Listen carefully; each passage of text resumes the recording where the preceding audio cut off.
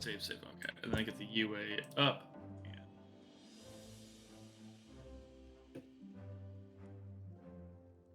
The second I switch over to the actual stream, it just screams encoder overloading, and then I'm like, what? So we're starting with Druid? Anyway, yes, we are starting with Druid. Hey, welcome in real quick to the tavern. Yeah, we are in Hi, everybody. welcome in. Eric, what's up? I already see that you're here hanging with us. Pleasure to see you here hanging and doing this thing. But yeah, tonight, this evening, afternoon, we are going to be going through the last main kind of body of classes of the Unearthed Arcana, because we got through all but 3, which I want to say Druid, Monk, and Paladin. I want to say was the 3 that we're gonna chop through here tonight. Yeah, those are the only ones I'm aware of. Yeah, I think we did. Unless Artificer's buried in here somewhere. Nah. No, I don't think. Yeah, I don't think it is. So we're gonna just leave that alone. Is this is not. We're just gonna go up to the top here real quick for the music.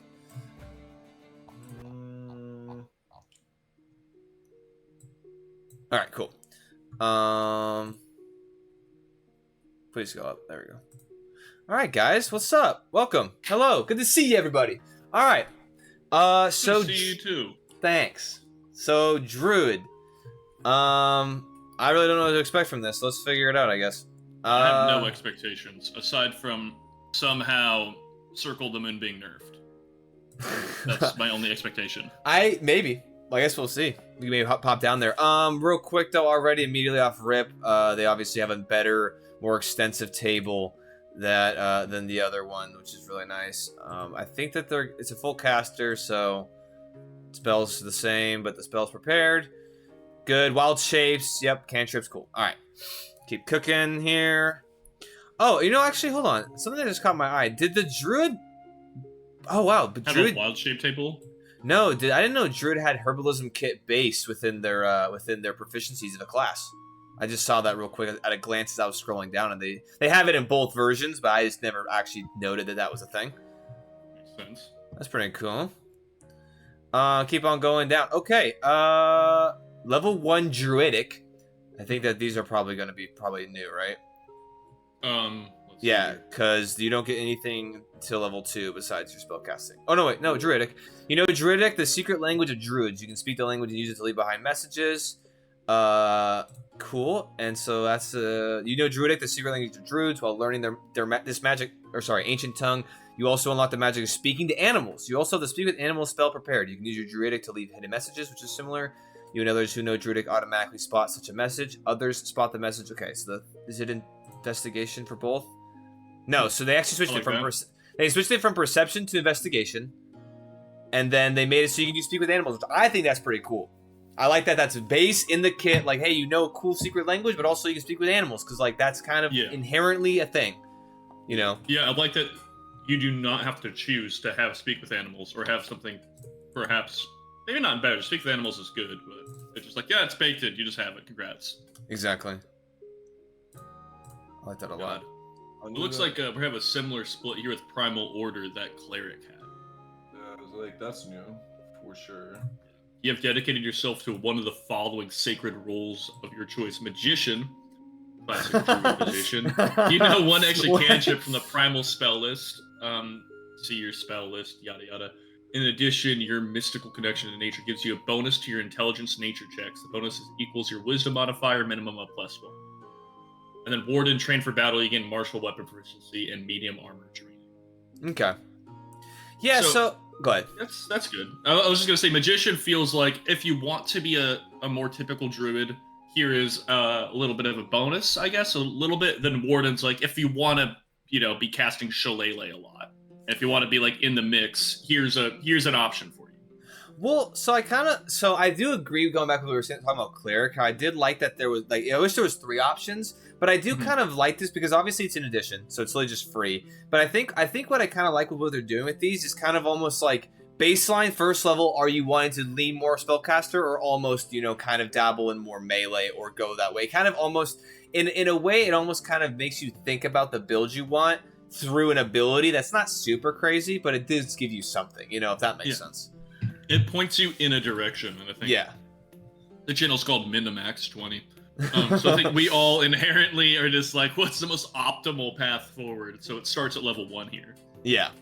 I don't like the word magician per se. I wish they would have Straight up stupid as hell. Yeah, Put something else. A druid magician. Interesting. A card trick. It's bark every time.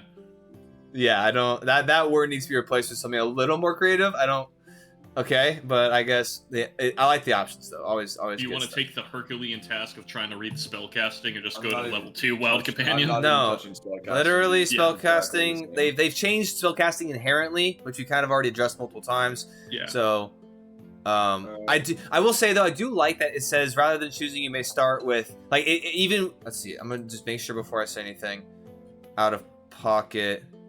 No, so I do like that there are a lot of little bits in here too where they're like, hey, we suggest some things to you. Like they allow you to kind of, for new players to kind of have an idea. Like it says, rather than choosing, you may start with Animal Friendship, Cure Wounds, Fairy Fire, and Thunderwave. Like it tells you those that you can do. And so if you're just like first time playing, you don't have to go and look at 9 trillion spells and be like, So I do like that. Yeah. Wild Companion. What the fuck? You, bro. I want to hop in you, bro. No, yeah, go ahead. Hit it. Because I actually really like this Wild Companion. You can summon a nature spirit that assumes an animal form to aid you. As a magic action, you can expend a spell slot or use wild magic to cast Find Familiar without the material components. When you cast the spell this way, the familiar is a fae and it disappears when you finish a long rest. I really like that. I like that you can use your wild shape. Yes. Yeah. Yeah. You never had access to Find Familiar either. That was Sorcerer and Wizard. Yeah. Artificer, I'm pretty sure, last time. Wait, was it? I really like. I don't think it's Druid. No, don't yeah, believe it was because Druid, no. in my app it says classes. An Eldritch Knight, Fighter Eldritch Knight has access to that. Rogue, Arcane Trickster, and Wizard does. And that's insane that Druid wouldn't. So that's super cool. I really like that. I'm curious to see what they're gonna do with, because they have the Fire Spirit. Oh yes, I know what you're talking about. Tasha's. So I'm curious to see if that got modified in any way because of Wild Companion. Yeah, it might be actually down below in their subclasses too. I know that they add some of those. That's pretty cool though. I like that. I feel like just off the bat, I do feel like they already kind of made the Druid more Druid. Like more of like the akin with nature. Even with just speak with animals, and then now you have an animal. It's like, dude, let's do it. It's sick. I almost kind of wish that this might have been like not base kit, but maybe an option for Ranger too, instead of having a whole subclass dedicated to some bullshit. I suck. Connor, we goes Ranger. Ranger, hello. You said, every time I interact with Rangers, I just get hurt again and again. Yeah, we know. Level 2, of course, same thing. Wild Shape. Interesting though, as a bonus action. Base kit bonus action, because before it was not. It was very much an action. Right. So I'm glad that they finally got rid of that shit. You transform into a beast forms that you have learned for this feature. You stay in that form for a number of hours equal to half your Druid level, or until you use Wild Shape again. Blah blah. You can also leave the form early as a bonus action. Okay, you start knowing 3 forms for this feature, chosen from among beast stat blocks that have a maximum challenge rating of 1/4 and that lack of fly speed. Rather than choosing, you may start with the riding horse, spider, and wolf, like giving you options. Whenever you finish a long rest, you can replace one of your known forms with another eligible form. When you gain certain levels, Druid levels, you learn additional forms, and the maximum challenge rating for your forms increases shown in the table. Yep. Number of uses. Yep. Rules while transformed. While in a form, you retain your personality, memories, and ability to speak, and the following rules apply. Before I go any further down, so Druid level 2, 4, and 8. I think that's different, right? Nope, 2, 4, and 8 is the same. Yeah. Okay, off the bat, I really do like the known forms mechanic. I think that's really cool. Only because it kind of simplifies this a lot. It kind of almost gives you it puts a limit on it so that like you have to be intentional when you're building your character. In the sense of like, okay, I know only 3 forms. Let me choose those, and then I'm always ready. Unlike I'm gonna wild shape. Like for instance, no shade to Evan, but in the Red Mire Hunt, right? Evan's like, and you sat there because when you have infinite options, you're not gonna think about it until in the moment. So I think it's really cool that this is just kind of like a set in stone choose your stuff. You can obviously, maybe throughout your travels or the day, you can be like, oh, actually, I'm going to, long rest, I can replace one because whatever, it's more applicable. But I think that this really kind of narrows it down some and makes it not such a, like, open-ended thing. No, I like it quite a bit. 1/4. I also like that there's no restriction on swim speed, which was weirdly apparent in the yes, I would normal agree. 5th edition. Like, I can't have a swim speed. It's like, who gives a shit, man? Swimming is such a niche thing when flying is all encompassing, aside from swimming. But like if someone shows a creature that has a swim speed, that is a creative choice that should not be restricted for whatever arbitrary reason. Right. I will say this though, and I mean maybe I'll homebrew this maybe in a later date, but I do kind of wish that it scaled a little bit better. Because I do feel like 1/4 max CR 1/4, dude. That is like you change into something, you get smoked, and like you get hit by literally anything, and you're out. I feel like it should go. Go ahead, Logan. I was just gonna say, and then at level 8 too, where you hit a max CR of 1, again, you're fucked. Exactly. You're just out of something at level 8. Yeah, I really think, unless maybe a subclass will change this, maybe they've done something different. I think that at the very least, it would go 1/2, 1, maybe 2, or maybe if you wanted to have a jump of 3. Or in my opinion, I think it'd be kind of cool if they even made the Druid beast shapes a greater table. 10th level, 2, 15th level, 3, maybe expand it more. I don't understand why it's like you capped out at 8th, which is literally not even halfway through your assumption of power as you progress through the game. It's interesting how it's like that. So, but I do like the known forms. I do like that a lot. I do like how you can have a swim speed because the only thing broken mechanically is I can fly by. It's like, okay, got you. Which even then it's like I feel like the CR rating, like if you're I'm a bird. Okay, cool. It doesn't matter. You just get shot out of the air. Yeah, you get shot out of the. I don't know. It's interesting. I will say. I feel like there should be more work to this. I feel like I would say no fly speed at 2nd level. Sure. At 4th, I would say why not? Like, I mean, you're not transforming into anything big enough to actually affect anything besides reconnaissance. Like, I don't think a giant eagle is half a fucking CR. I think it's like 3 or something. I believe you're right. Yeah, I believe it's at least 2. Yeah, it's pretty. I don't know. It's up there. Anyway, so keep on kicking. Okay, the game statistics though. Your game statistics are replaced by the statistics of the beast, but you retain your hit points, hit dice, intelligence, wisdom, and charisma scores, class features, special traits, languages, and feats. You also retain your skill and saving throw proficiencies and use your proficiency bonus for them, in addition to gaining those of the creature. Oh, and okay. The creature that has the same proficiency as you and the bonus in its stat block is higher than yours. Use the creature's bonus instead of yours. If the creature has any legendary or lair actions, you can't use them. No, you can't. CR1. I'm not. Yeah. Worried? See, exactly. It's weird. Like they almost like don't even like understand that there's a cap. You can't cast spells, but transforming doesn't break your concentration. That's something similar. Your ability to handle is basically, I'm pretty sure, and then you morph with your stuff. I do like the specifications though of the game stats because I'm 90% sure. You used to take their HP as like temporary HP. I thought. Right. Oh wait, yeah, you're right. Burnt, you would turn back from that's how Wild Shape would end early. Is you'd get burnt out of your temporary HP. Oh, dude, I didn't even realize that. So I guess going back to what we were saying, like you could be a fucking rat with 90 hit points. Yeah. Interesting. Giant Eagle is CR1, by the way. Oh, is it? Okay, so yeah. Interesting. Okay, I can. I mean, I can kind of understand it, but still, you're not like, there's nothing that's going to be crazy good at 1/4 or 1/2 that's going to make it more beneficial to be in that shape. Right. Even with the extra HP. Right. No, I agree.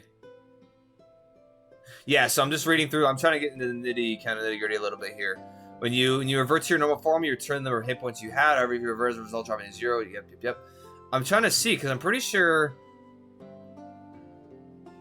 It doesn't even specify languages in here in the 2014 edition of the Player's Handbook. So that's kind of cool that because I would assume I think a lot of people assumed you just have to speak the languages of the creature in some way, but retain its intelligence. But now they specifically say like, no, you can just speak, man. Who gives a shit? Yeah. So basically, kind of majority of the other things are the same, but I don't necessarily like that change. I've always enjoyed the kind of tank tank class you can become with a druid. You know, I did enjoy the fact that you could use your wild shapes to transform and gain some hit points. I thought that was always kind of cool. So I'm not the biggest fan of that. I understand the change. Like, it makes sense. Like, it's technically your same body and energy. It changes shape. I wonder if it's a subclass specific thing that makes it so you get 10 hit points. Oh, maybe. Which even that, with this current system, I can only see it being like when you wild shape, you gain X amount of hit points. Yeah. Yeah, I mean, I still think that the druid should scale more. It's very interesting how they cap the wild shapes so early. But then again, we'll see. Maybe they've done more. Let's keep cooking then. Druid subclass, hooray! Circle the land, circle the moon, blah blah. Ability score improvement, 4th level. 5th level, Wild Resurgence. If you have no uses of wild shape left, you can give yourself 1 use by expending spell slot. No action required. You can do so only once per turn. In addition, you can spend 1 use of wild shape, no action required, to give yourself a 1st level spell slot. You can do so again, or can do so until you finish a long rest. Interesting. Just a little bit, kind of bleeding into a lot of the other stuff we've seen, where like the resource exchange that they're adding. It is kind of a weird technicality. You can only do so once per turn. You can only burn a spell slot to get a wild shape once a turn. Better slow down. Burn a wild shape to give yourself a 1st level spell slot once a day. Long rest. It's interesting weirdly too. Arbitrary. And I would agree too, because it even says if you have no uses of wild shape left, you can do this. But then it says you can only do it once per turn. So if you're to do it on your turn, then you didn't use your wild shape, then you do that again anyway until you're out again. So yeah, it's kind of a weird way to word that. Oh, hold up though. All right, subclass feature, 7th level Elemental Fury. If one of you want to read that though. The might of the elements flows through you. You gain one of the following options of your choice. This is another 2-choice one. You add your Wisdom modifier to the damage you deal with any primal cantrips, or that was potent spellcasting, then Primal Strike. Once on each of your turns, when you hit a creature with an attack roll using a weapon or beast form's attack in wild shape, you can cause the target to take an extra 1d8 cold, fire, lightning, or thunder damage. Choose when you hit. One is...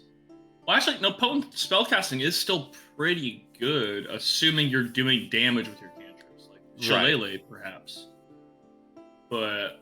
I think Primal Strike is the go-to. Yeah, I was gonna say because I mean that could just do so much more for you, and it even says using a weapon or a beast attack, and that just right there baselines if you wanted to be a little more martial with your druid that you can do much more damage. Just getting your clock cleaned by a bear, and then you also get electrically shocked. That's kind of sick. That's pretty good. That is pretty good. Then we got 8 ability score improvement, which is normal, and then 9 commune with nature. You are an expression of nature itself, and you can commune with the natural world around you. You always have commune with nature spell prepared. Alright. I don't know if that was in normal druid, but just another free spell prepared is always nice. Let me actually keep going. I like that the prepared spells for the druid actually makes sense, whereas the ranger's just like, you can do a shitty spell. You can do a really bad attack if you want. The ranger's like here's flurry of arrows. Here's arrows because ranger. Here's arrow volley, you fucking bitch. Oh, guess what? Like, I don't want it. You can't even cast it. You can't even cast it once for free. You're just a piece of shit. No, you just. Which this, it's not saying it's saying it's prepared, but also a druid's a full spellcaster. Prepared spells are really good. Right. Also, you can utilize all these. Yeah, also, quick sidebar. I love that, going back to the old edition. Dude, literally, for Druid, you got Wild Shape. You got level 18, Timeless Body.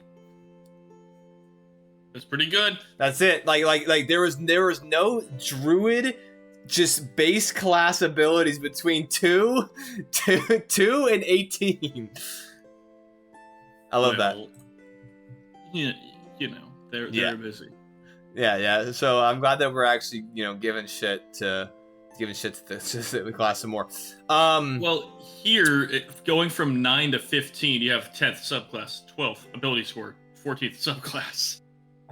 Yeah, but even... And then but 15th. 15th, though, is Improved Elemental Fury, where basically, when you cast a primal cantrip with a range of 10 feet or greater, the spell's range increases by 300 feet. Damn. The extra damage of your primal strike... Dude, it'd be almost more worth it to just, like... The extra damage of your primal strike increases to... 2d8 instead of the 1d8. Oh, the option you chose. For some reason, I read it as like choose again, and I was like, that's kind of weird. But then, you just, whatever you chose the first, it gets better.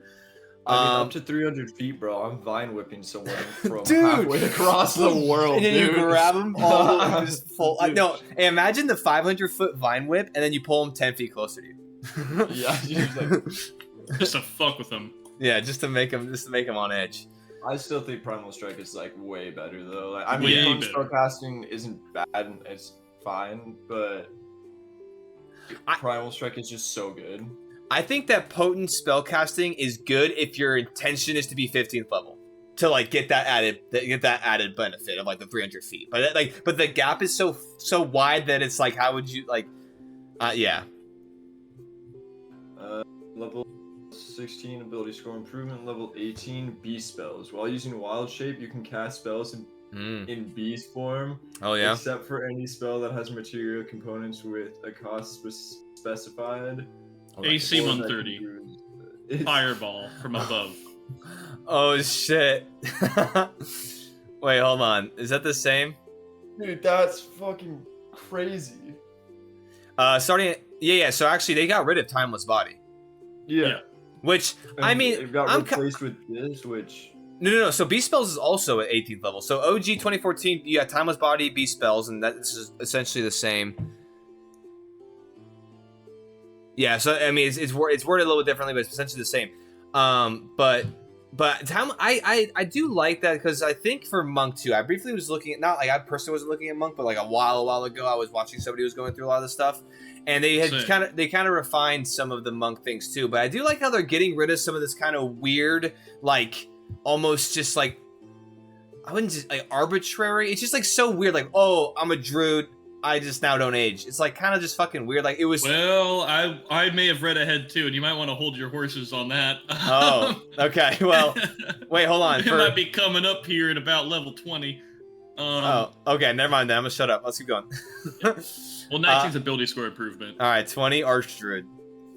Yeah. So Evergreen Wild Shape. Whenever you roll initiative and have no uses of Wild Shape left, you regain 1 expended use of it. So no more conversion. You gain the following. So these are all. Okay. Yeah, Natural Magician, you convert uses of Wild Shape to a spell slot, no action required. Choose a number of your unexpected uses of Wild Shape to convert them to a single spell slot, which each use contributing 2 spell levels. You must then finish a long rest before you can do so again. For example, if you convert 2 uses of Wild Shape, you produce a 4th level spell slot. Interesting. Okay. Not bad, but it's situational. Like, I can see uses. Longevity, the primal magic that you would cause you to age more slowly. For every 10 years that pass, your body ages only 1 year. Okay, well, I kind of like that though. Yeah, it's level 20 too. Yeah, so I kind of like that, and I will. Let's see. Yeah, I don't know. Cool. Sure. I will say though that comparatively is so much more shit than you can just use your Wild Shape in a limited number of times at the old 20th level druid. Yeah. Which I will say this: if I think that they should have kept Archdruid, maybe added that in there because they fixed it in a way. They balanced it because you're no longer assuming the hit points of the creature. You're now assuming your own hit points. So in theory, it wouldn't matter if you have unlimited uses because you can just keep getting your shit kicked in, and you'll eventually just die anyway. So I feel like re-adding that back in with the switch of your hit point totals being what your creature is, I think that'd be pretty cool actually. Yeah, like you technically have unlimited uses specifically in combat because whenever you roll initiative, but even then you have one new one for initiative. You better not lose it. You better not want to change it. Yeah. You know. Wait, how long does Wild Shape last? Did it tell you? Does it say? At that level, it is your druid level halved. So at this level, it's 10 hours. Okay. Also, I know we're not going over subclass today, but I just was curious about it. Totally. So I Yeah. cheekily rolled down the Circle of the Moon, and holy bro. Holy shit, is it good as fuck? Is it lit? Yeah, On my mama? dude, it is insane. Yeah, we'll go over that another time, but just quickly. Yeah, put that in your skimming pocket. Quickly skimming over it. Just look at the 3rd level stuff. You don't even need to go down any Okay, further okay, than hold the on, 3rd let me level stuff. Dude, yeah. Oh, hold on, I'm in There's circle the of 10 hit land. points I was talking about. Okay. Yeah, there's the 10 hit points. Combat wild shape. Oh shit, I don't even have to read any of this to actually know what's going off.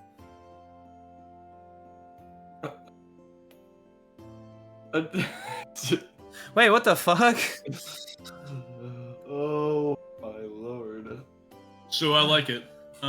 Real quick, just reading 3rd level for Circle of the Land. Yeah, like how before, combat wild shape was like, hey man, just as a bonus action, you can, change it to your creature. Now it's like, hey man. Well, to be fair though, they're kind of almost making Circle of the Moon like base what Druid used to be though, because like I didn't even realize like the AC, like it didn't say you can keep the AC of the creature on base wild shape anymore. So like I feel like Circle of the Moon, like we were kind of mentioning before, is basically just picking up the slack of the things that they changed for base wild shape, which I don't know if I like that, because then I just feel like because they changed so much of the base wild shape, and now it just makes Circle of the Moon like almost like a go-to more often, because because players will want that back instead of being able to kind of expand their options. I don't know. I feel like in a way, I do like the retaining your hit points. I like that only because, like you were mentioning, Connor, literally it's like, you're changing into the creature, you're still getting your ass beat. It doesn't just go away. So I do like that, but I don't like how, like, if you change into a creature, why is your AC not what that creature is? That doesn't make sense because you're assuming the form. So I don't understand why that's a thing. But yeah. Also, not a fan. I feel like 20th level Druids is just literally mid. Actually, not even mid, it's shit. I think... What shit? Druids in general? Well, no, I mean, I like Druid. I think Druid's really cool. Druid's a full caster with some cool wild shape abilities. I think it's pretty dope. I think if we got into some of the subclasses, it'd be pretty cool. I just think that literally 20th level did was make it so RP, you can just, like, not age as far or as quickly, and then you can just convert a bunch of your resources and you get a wild shape. It's like very, like, Barbarian gets +4 strength, +4 con. Like, that's good. That's 20th level, baby. Circle of the Sea and Circle of the Land. I have read their level 3 abilities. They're both really good too. So it's a different take on Druid. They burn their wild shapes to do it. It's not as, I think you're right. It's Circle of the Moon is kind of built almost like kind of a meta knowledge you would only have from having played 5th edition. Knowing Circle of the Moon is like the go-to if you want to wild shape and be a tank. Whereas the Circle of the Sea, Circle of the Land are like, I want to do some fucky spell shit. Can I do some spell shit and burn wild shape to do it? And then it nods back at you and says, yes, my son. How much thunder damage would you like to do to this motherfucker right now? Yeah, because let's look. What is it? So circle spells. So I'll read the Circle of the Sea real quick. It's Wrath of the Sea is a bonus action. You can spend use of your wild shape to manifest an aura that takes the form of ocean spray that surrounds you. The aura lasts for 10 minutes. At the end of each of your turns, you can choose another creature you can see within 10 feet of you. It has to make a con save, DC, or take thunder damage. If the creature is larger or smaller, it can be pushed up to 15 feet away from you. To determine this damage, roll a number of d6s equivalent to your wisdom modifier. Oh, hell yeah. So that's not bad. Especially when that is a thing you have. It lasts 10 minutes. It only drops if you're incapacitated. This is not concentration. That's super cool. Oh, I like that they're making it.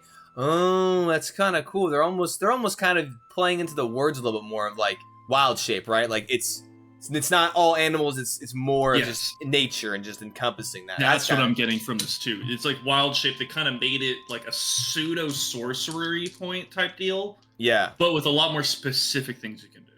That's super cool. And you're also still a full ass spellcaster. You're not using your spells to do any of these really good spells. Yeah, this is also 3rd level. I also really like looking at the land too. You get to choose a land and it gives you spells. Yeah. Land's aid.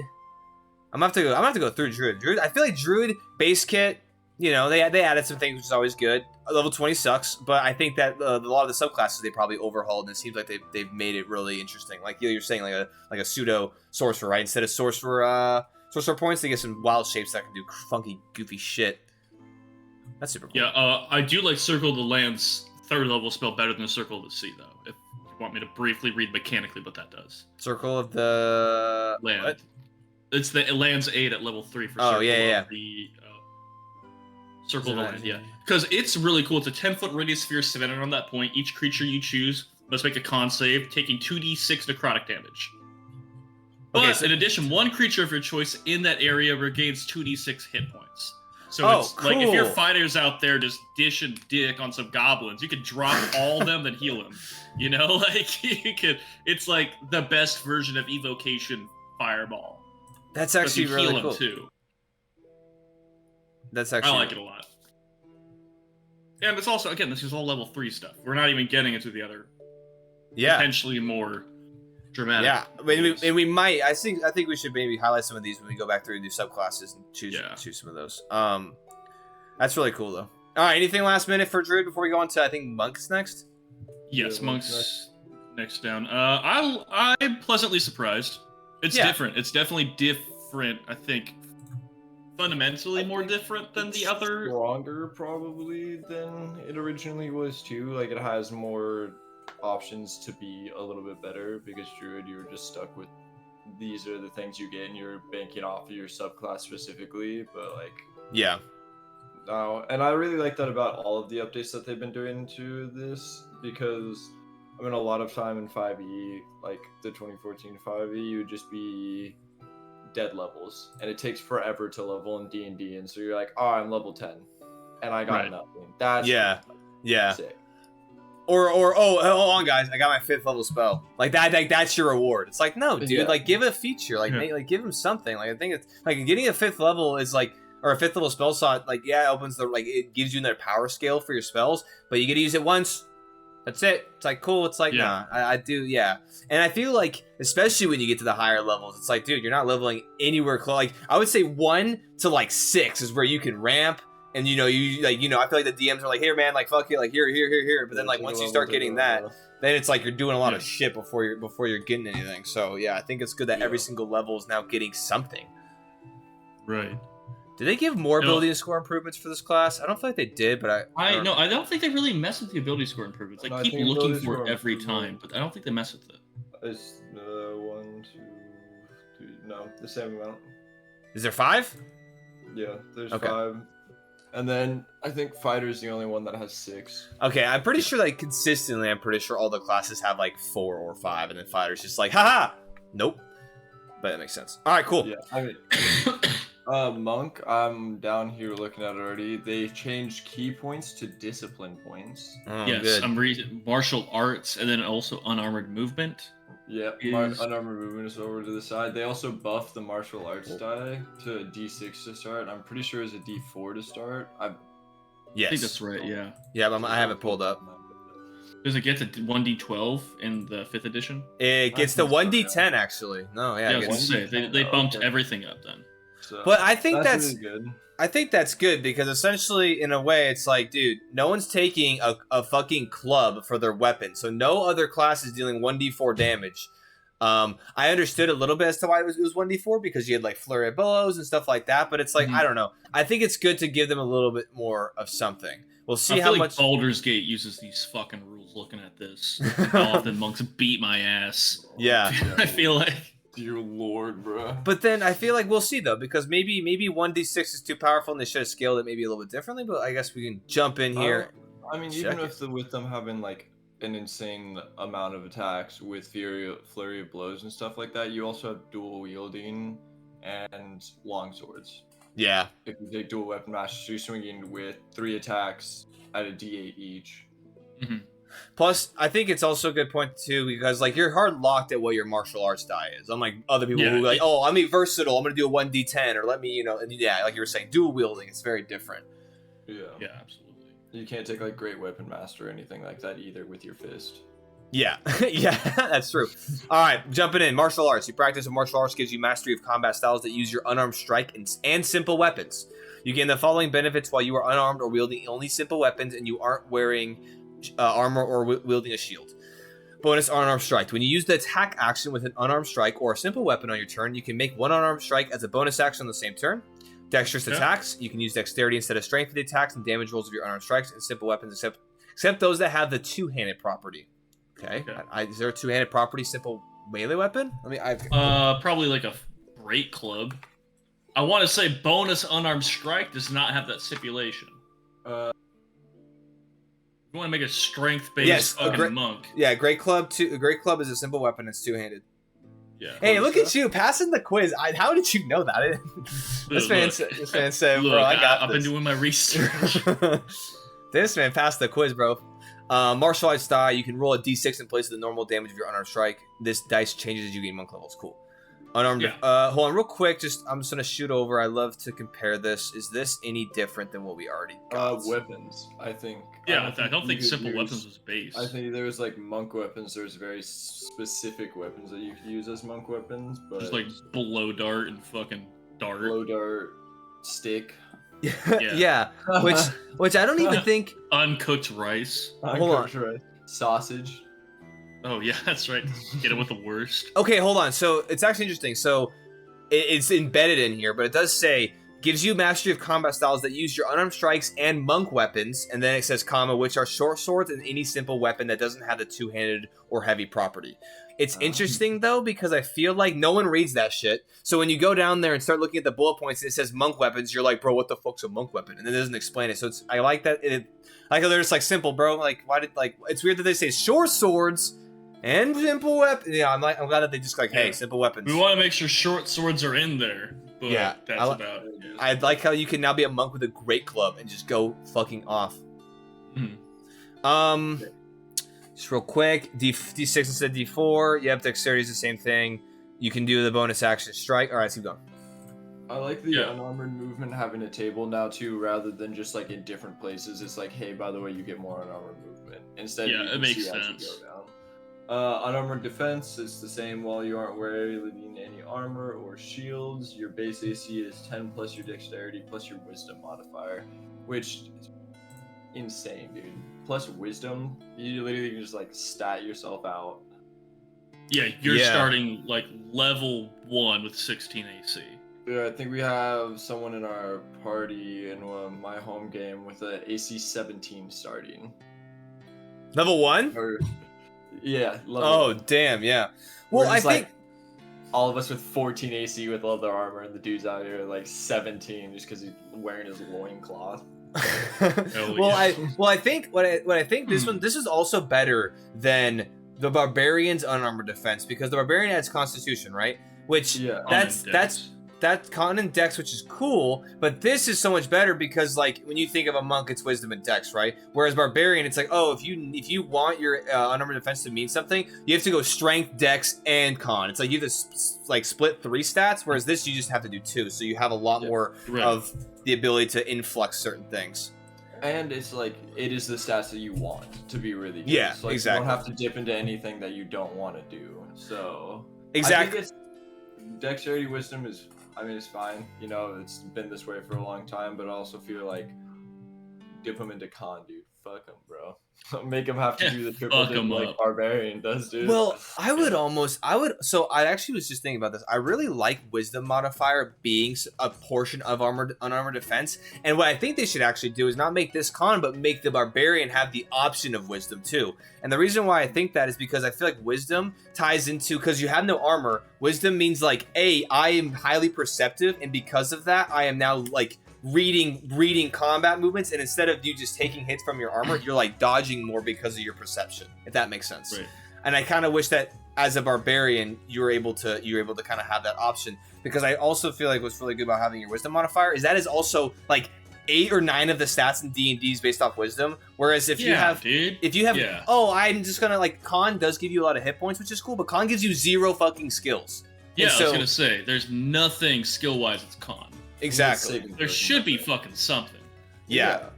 That's why I feel like if you honestly made unarmored defense wisdom for the barbarian, or at least give him that option, I think that'd be a cool way to kind of balance both the scales. Anywho, I do like at level 1 that monks also get weapon mastery. Yeah, wait, what the fuck? Yeah. Your training with weapons allows you to master the properties of 2 kinds of simple weapons of your choice, such as daggers and spears.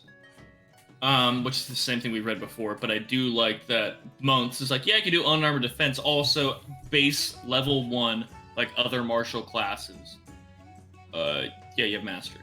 Yeah, and I love that they got rid of monk weapon. Like, dude, simple weapons. I'm glad that it's now like they're consolidating verbiage, so you're not confused as It's shit. called a simple weapon for a reason.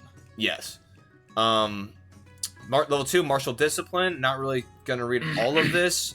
The like flurry of blows and stuff, because most of it's the same. Is the key is the saving throw? Is that the same? Is it A plus proficiency plus wisdom?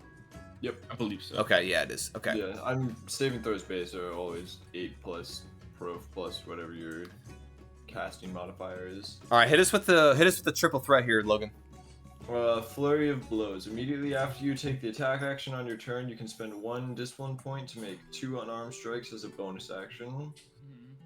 Patient defense. You can spend 1 discipline point to take the dodge action as a bonus action. And step of the wind. You can spend 1 discipline point to take both the disengage and dash action as a bonus action, and your jump distance is doubled for the turn. Okay, those are all literally the same. Yep. Yeah. Cool. They're good. I don't think I've never played a monk, so Yeah. I'm aware of Monk in these. Baldur's Gate. Same diff. It's literally the same. It's the same shit. Yeah, it's nice to have like patient defense if you don't have anything you want to do with your bonus action. You're just like, oh man, take the dodge action. Yeah. I do kind of like. I mean, key. I was like, okay. I didn't really care either way. It's interesting that they renamed it. I think discipline points, I guess, is a little more encompassing. But it is what it is, I suppose. I was a little weird. I like key better than discipline points. Yeah, I think roll off the tongue as well. DP is what we're gonna call it now. DP. Yo, I got my DP, Yeah. baby. No, I think How much DP you got? I think I like key more too, because that almost kind of blends into the lore a little bit more. It's not chi like, you know, real life, but it's like key. It's like, oh, it's like a thing, you know. Whereas discipline points is just kind of like, yeah, like Connor was saying, clunky, bro. I'm not gonna say discipline points. Key, bro. Key. You got key on your head. I'm still refer to it as key. Yeah. If someone's like, how many discipline points do you have? I'd be like, discipline. I'm gonna throw up. Like, huh? What'd you just say to me? Key. Unarmored movement. Your speed increases by 10 while you aren't wearing armor or wielding a shield. This bonus increases when you reach certain monk levels, as shown in the table. Which, by the way, Logan, it actually shows the unarmored movement in the 2014 edition on the table as well. Yeah, surprisingly.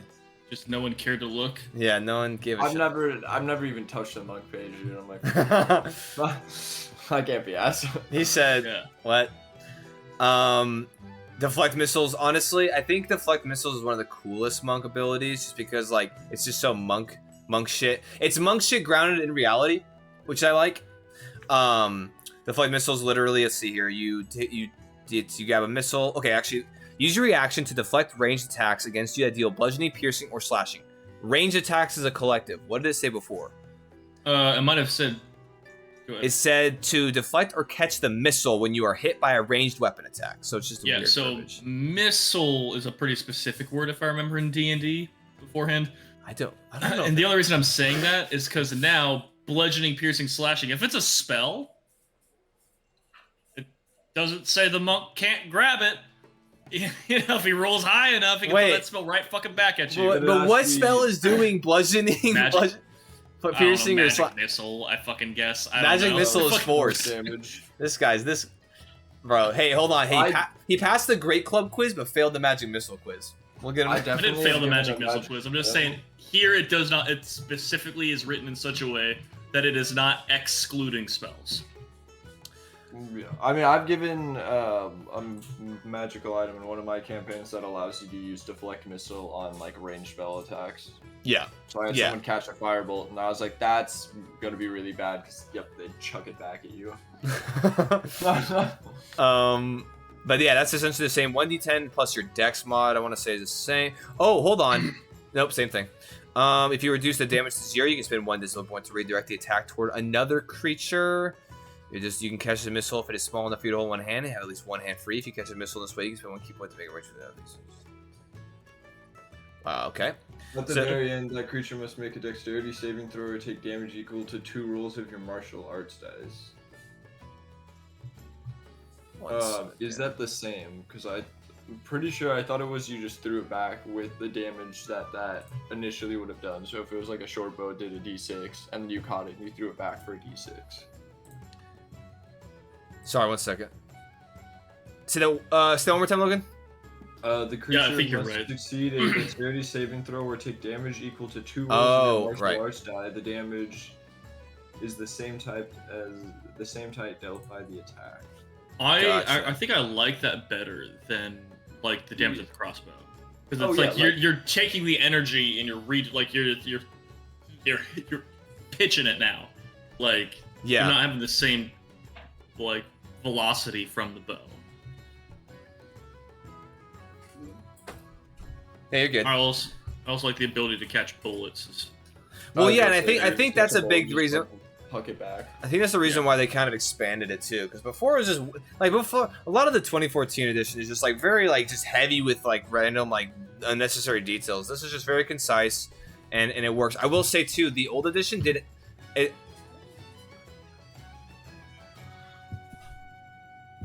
Yeah, it did. Do you know what actually is hilarious about this? And I never actually caught this. Deflect missiles in 2014, bro. You could just like there was no range cap. You could chuck that shit literally as far as you want. Hold on. I want to hit the sun. If you catch a missile in this way, you can spend 1 key point to make a range attack with the weapon or piece of ammunition you just caught. It did not specify. I don't know why that's never come up. It did not say, hey, within this. No, it's just chuck it at somebody. But now it says 60 feet. That's funny. I'm glad that they specified.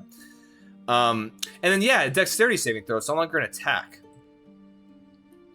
Like it makes a little bit of sense. It's just like they have to dodge it in a way. Like, oh shit, like I guess, yeah. I think I'm indifferent about that. I think it's like it's cool. It's cool. Maybe not as good, but it's cool. I do like that. I think it's an interesting way to use it. It definitely. I'm very indifferent to it, to the fact that I know I'm not gonna play monk. Yeah, it's kind of why I'm like, okay. Come on, think critically. Someone that's out there is gonna play monk, and we have to sit here and someone is. Think. And they might have a strong opinion on it. I just know enough to say. All right. Well, I know enough to say. You tell me how you feel, because for me, it's like it seems fine. Well, I know enough to say that level 4 slow fall is dumb as fuck. I hate slow fall as an ability. I think it's stupid as shit. Use your reaction when you fall to reduce any damage you have taken for the fall by an amount equal to 5 times your monk level. That's it. I feel like there should be at least a dexterity saving throw or something. I think there should be like if there's something that you could like catch yourself on, or if the environment allows you to. It's literally just like you could jump off of a cliff and just hurl yourself to the planet, hit the ground with nothing, like with no save, no nothing, and they're just like, reduce that shit 5 times your monk level. If you're level 20, just 100%. No, you can just jump off this is why fall damage should not have a max. I agree, fall damage should not have a max, and I think in most games it doesn't. Yeah, at a certain level. The way that I cap out my fall damage is if you pass the maximum point of fall damage, you are just flattening yourself on the earth at that point. You're just dead. Yeah, I think it's fair. Like, you're just accepting the fact that like I'm not gonna roll this amount of dice, but you're dropping 240 feet, dude. You're turning into mist when you hit the ground. 100%. Like that's why I never liked slow fall. That's why I think in some ways I don't really like monk as a whole. It's just there's just too much of like what do you mean you just what? I don't like that, but it is the same at the very least. It is the same. 5th level extra attack. You can attack. Yep. Stunning strike. Okay. Once per turn, when you hit a creature with a simple weapon or an unarmed strike, you can spend 1 discipline point to attempt a stunning strike. The target must succeed on a Constitution saving throw or have the stun condition until the start of your next turn. I'm pretty sure. That's totally the same. Yeah. I hate it still. Yes. Again, I'm sure if you play monk, you love it. But I don't, so I hate it a lot. There's also one fight in Baldur's Gate where my entire party got stun locked for 3 turns. So I'm not a fan of Stunning Strike. No, and then even like when you're like running as a DM too, if you have a larger monster and like a few minions, you know, Mhm. the monk just runs up, they punch your large monster, they stun it. Everyone goes around and they do the rest of their thing with everything around the room, and the monk is literally just sitting there burning all of their key points on their turn to continuously stun and strike the monster. Right. Yep. Well, I also this is literally the same reason why I do not like some of the rogue additions for sneak attack when it comes to just like, oh, knock them unconscious, they're asleep, fuck them. It's the same exact thing. It gets rid of agency when it comes to your monsters, and it's just like to the point of like, what the fuck. I don't. That's why I think that anything like I enjoy. I think when it comes to stunning or things that incapacitate, it needs to be grounded in a certain way. I think a spell, right? Like a spell.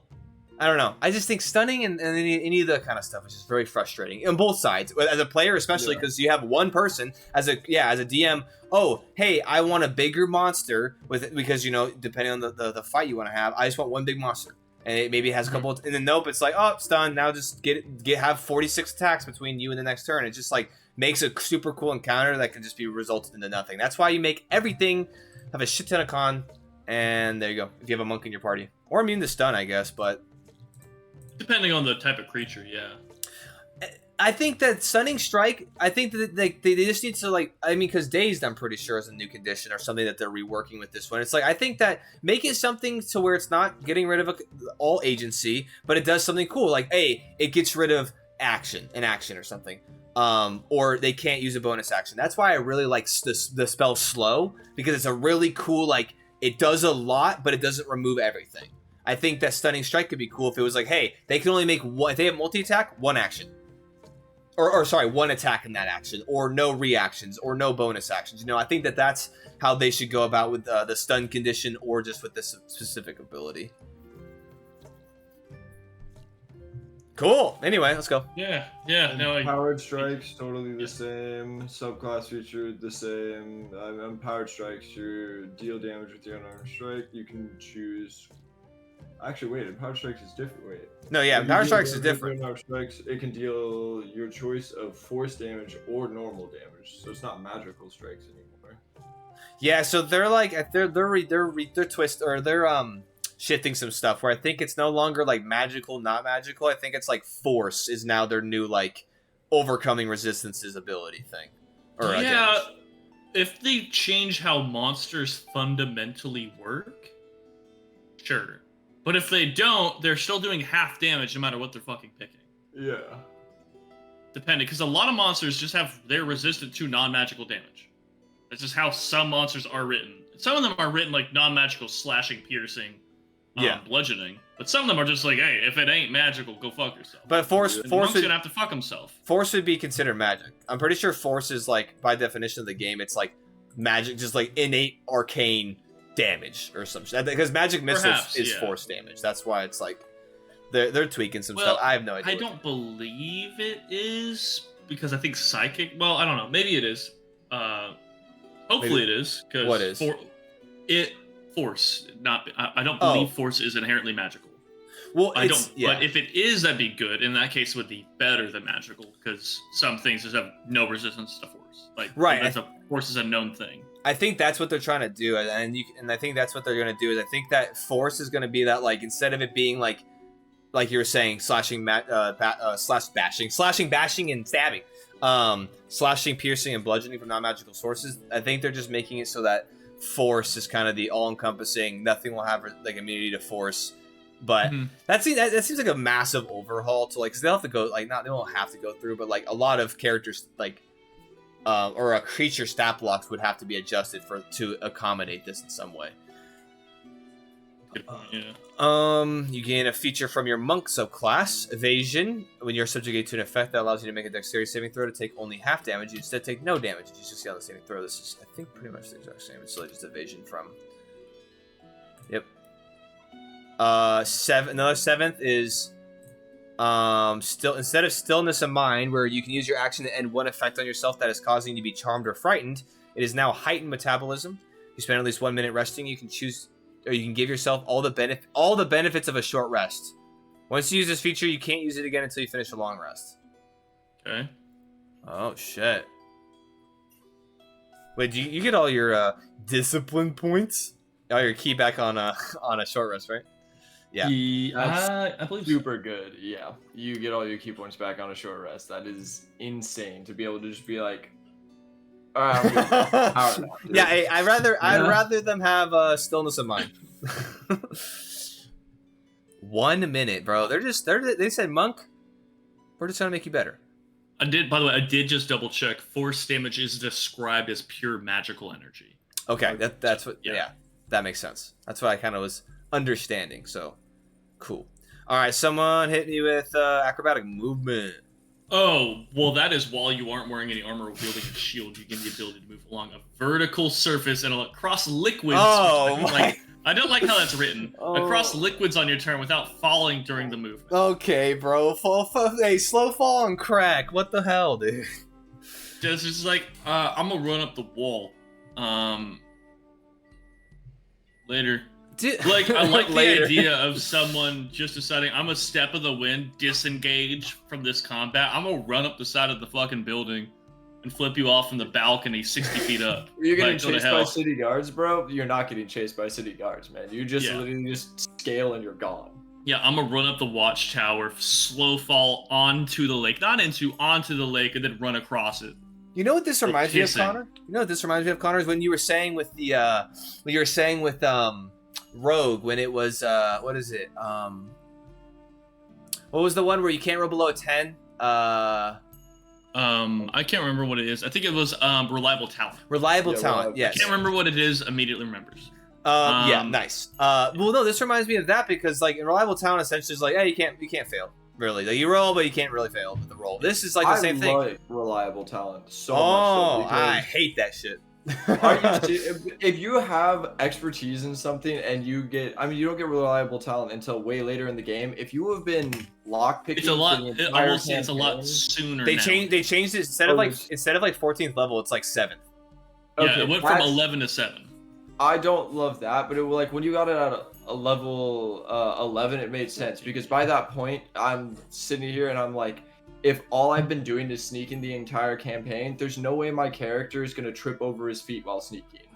Like, I Right. guarantee you that I am going to like do what I'm supposed to do. And So- even that, again, reliable talent, it's making so your roll is going to be 10. And that isn't a guaranteed success. That means it's a huge margin for success. Yeah. But hold on, I gotta pull it up though, because I'm pretty sure isn't reliable talent. I don't even think it's. I gotta look, because I'm pretty sure that I don't think it's you're proficient in. I think it's like. Expertise. And Yeah. Is it only expertise? It's only I expertise. believe so. Let me look real quick. I'm pretty sure it's like. Let me see. Instead of speculating, I'm gonna pull it up real quick. Rogue. So hold on, let me get to what the hell? I somehow passed it. Please stop breaking. Okay. Thanks, G. No problem. I got you. All right, so Rogue, Barbarian. Am I? Is it in a different place? It's literally in playtest 6. What am I doing? Yeah, I'm at reliable talent. For reliable talent in playtest 6, it is with things you're proficient with. Yes, that's where it's at because like that's the issue Rogue too. famously has a lot of things. I was gonna say because I think if it was expertise, I think I could agree with you, Logan. But in the same context, like if you have expertise in something and you're high enough level, dude, your plus is like 47 anyway. So like having a baseline you 10 can means you're still- always gonna succeed.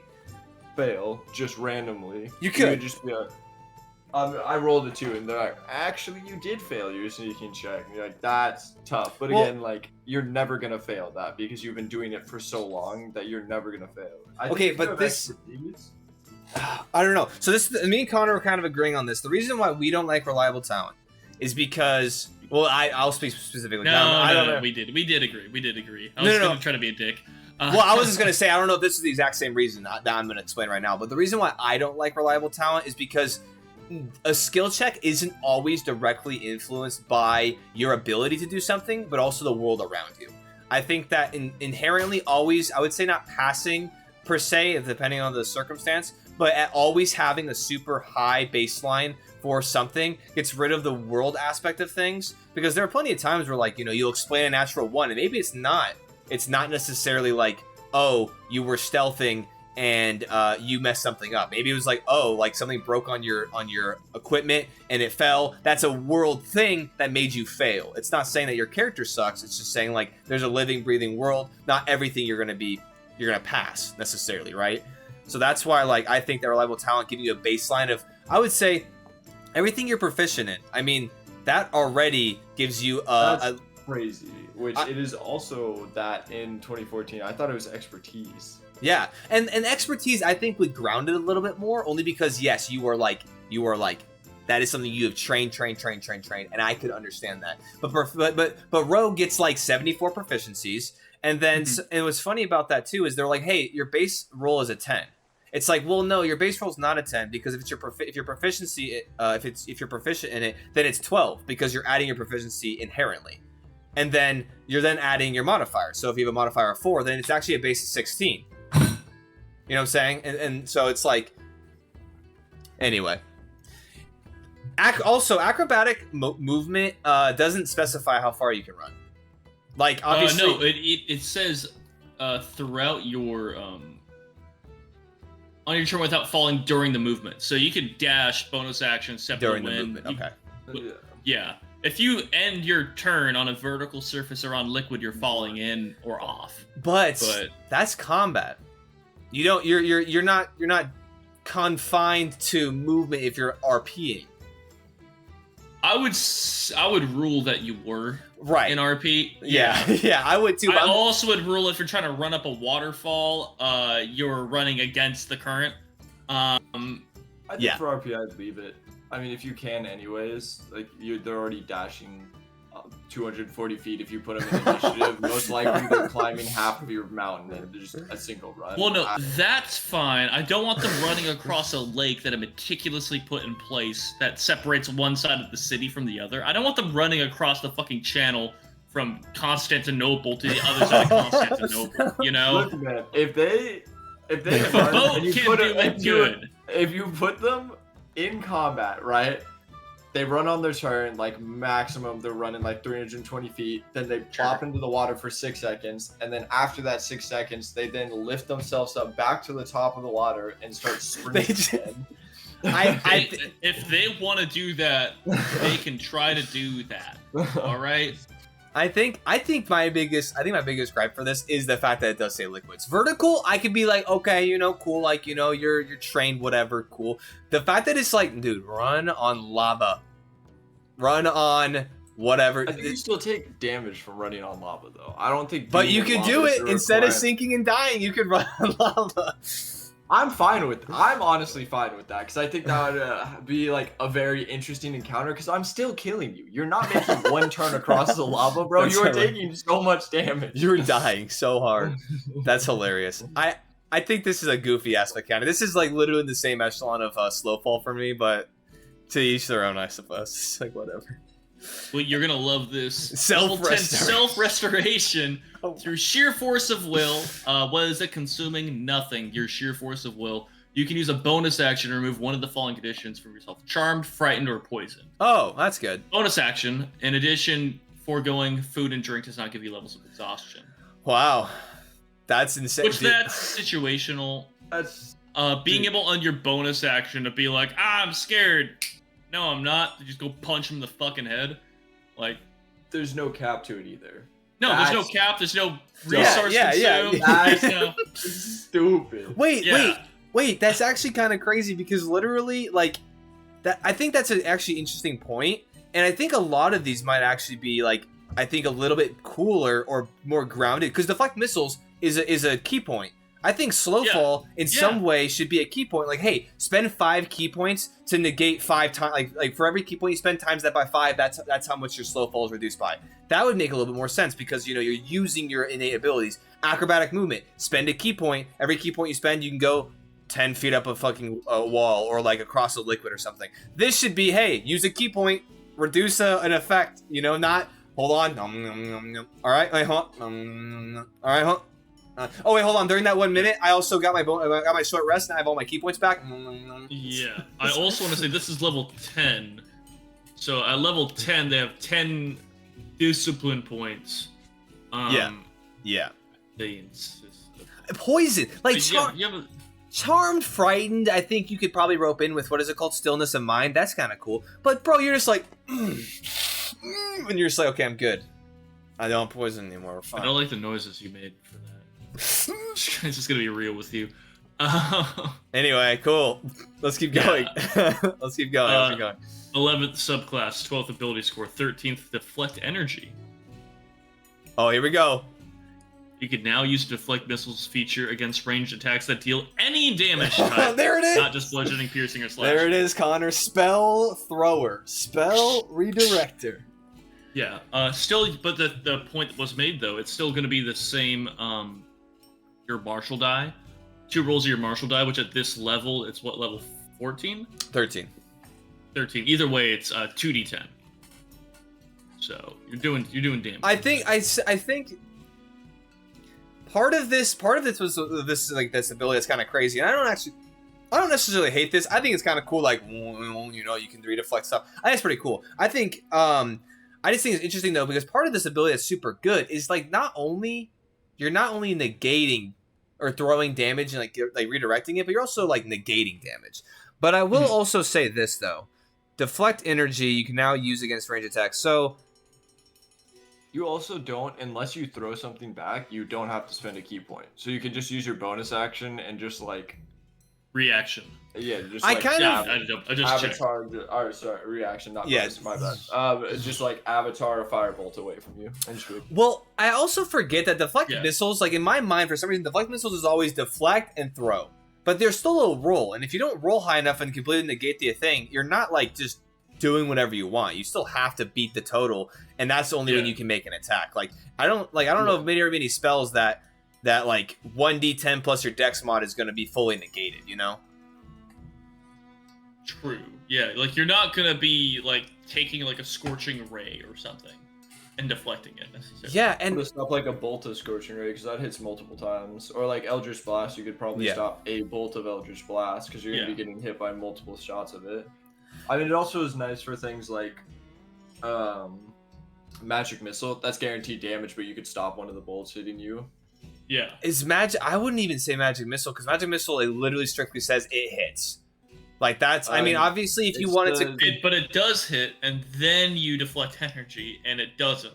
And it doesn't hit because it specifies for shield specifically, so that it breaks through certain things like that. But it also isn't like, yeah, I guess that's true. You don't have to roll. So, one thing I will say though, and I almost feel like slow fall, acrobatic movement, self restoration. I feel like those would warrant more key point usage than deflect missiles. I feel like deflect missiles, and maybe you could do that a number of times equal to your dex mod a day or a short rest. I think that'd be actually kind of a cooler change. Yeah, I think it's fine.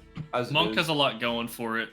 Literally, this to read level 14 and watch shit break. Hey, just real quick before we do that, hold on. This is also base. We don't even have subclasses yet. Yeah. Discipline Survivor. Your physical and mental discipline grants you proficiency in all saving throws. Additionally, whenever you make a saving throw and fail, you can spend 1 discipline point to reroll that and take the same result. They have Indomitable. They just have Indomitable. So mad. They also have evasion. Yes. They also already have evasion. Yes. I'm just banning monks when all of this stuff comes out. Monks are just not allowed in any. Like, they're fighters. Saving throws. Fucking, they have high AC. What's their hit dice? What, a D10? Next thing you're gonna do, you're gonna show me a subclass where they can shoot fucking lasers out of their hands. They're gonna be full spellcasters. There is. It's gonna be way of the 4 elements. Dude, it actually is. Wait, hold on. They overhauled it. It's actually pretty sick. I don't know too much about it. I will say this though. In some ways, this, I would not say balance, but I will say this at least has a finite resource it draws from, unlike Rogue, who has sneak attack and has infinite resources that it can draw from when it comes to all of its insane abilities. Okay, get rid of it. This is Indomitable. This is a fighter ability, and they're just like, you have infinite uses of it, or not infinite uses, but you have, at your level 14, you got 14 uses of it if you want. Hold on, how does your key point stack? Oh shit, never mind, yeah. Yeah, you literally have. Yeah, okay. You have 14 uses of it, and fighters got 2 uses of Indomitable. Right, Which and this is the exact same thing, dude. Don't worry, at 15th level when you roll initiative, you regain 4 expended discipline points. But, Nice. If you have none remaining. Oh, thank God. Thank God. You get 4 uses of your insane shit. Also, Stunning Strike. Don't forget that. You can also just stun and destroy all monsters. Yeah, I'm just going to blast through this to get to 18th, because 16th is ability score, 17th is subclass. Yep. 18th, as a bonus action, you can spend 3 discipline points, so something that doesn't cost 1, to perfectly bolster yourself against harm for 1 minute or until you're incapacitated. This is not concentration. During that time, you have resistance to all damage except force damage. Okay. I am throwing this character off a fucking mountain. Wait, hold on. Wait, 20th level. Wait, 20th level. Let me read that. I read that earlier. I was skimming through the class. Please hurt me. This is stupid. I'm just banning monks in all of my games. It reads like the Psychic class did on its first UAs. This is what it's reading like. Oh, Mystic? Mystic? Level Mystic, thank you. Yeah. Death. If you drop to 0 hit points, you can spend 4 discipline points, roll 4 martial arts dice, add the dice together, and the number of hit points instead changes to the number rolled. You regain HP equal to whatever that is. Wait, hold on. Each Okay. time you use this feature, discipline point cost increased by 2. When you finish with a shorter good. it resets. Oh, good, bro. They're just gonna nap for a minute, bro, and then be able to come back to life. Wait, that's level true. 20, Wait, they that's have true. 20 discipline points. They're using a That's D12. so true. They roll 4d12. That is their hit point. Dude, Wait, they die. Fucking druids are like, I don't age, and monks are just like, yeah, and I don't die, motherfucker. Wait, I love the fact I that you don't age. It's like, and I won't age. I'm just gonna. I love the fact that you also mentioned the ability at level like 4 where you can just take 1 minute, get your short rest back, and just defy death. Continue, because that's what's crazy too, is it costs something. So dude, and you have 20 key points. You can do this like 3 times. And what's even crazier than that is it doesn't say negate the damage. It says negate all damage. You could have took 80 points. You have 1 hit point. Take 80 points of damage. Doesn't matter. Just roll this. That you actually just heal that. Like that's fucking insane, dude. And it's not even heal. It just sets your health. Yeah, it so replaces someone just be like, die, bro. Fucking power word kill. And you're just like, that's I would argue power word kill is an exception to defy. Hold on. It Only says because power word kill specifically says they die. There's no. nothing with hit points. But wait, hold on. They're This ability says defy death. So hold on. Yeah, but it procs on if you drop to 0 hit points. You're not Okay. dropping to 0 hit points. You have no more hit points. I am having a cabal of monk hunting liches to scour the earth. Hey, also, don't forget, this is all base. No subclass required. This is You all No this. self-classes, dude. That's... I'm glad that we're all here to experience this shit together. Okay, this is because Barbarian was broken in a really cool way. Yeah. And their level 20 ability was really cool. They're not but even it was broken in a broken. way that we all just went shit. Hell We're yeah. just like, that's dope. This is literally just you're like, would you like to be God for a second, bro? Would you like to be God but not a spellcaster? So sorry you're not a spellcaster. We have a subclass for you if you want to do that. Wait, hold on. Imagine this. Imagine your character dies, right? Imagine your character hits 0 hit points.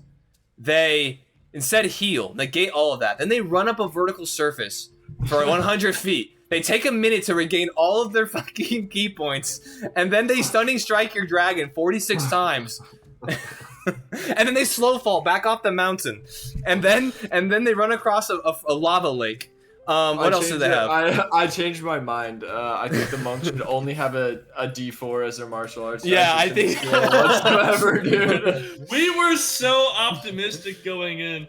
Don't forget, they also can use their bonus action to become unpoisoned, unfrightened, or uncharmed, just like continuously. Just whenever. They literally are just like, no. Just you on have a something bonus for me? action. No. Like, I Oh. like that. I want to say from a design standpoint, I like the thing is like you can do an ability and it doesn't need to have a resource. Cool. Yeah, That's good. I like that. It doesn't need to be that good. It Right. doesn't need to be included in the menagerie of other options you have that You cost could've just done one of the poison. 50 things you have.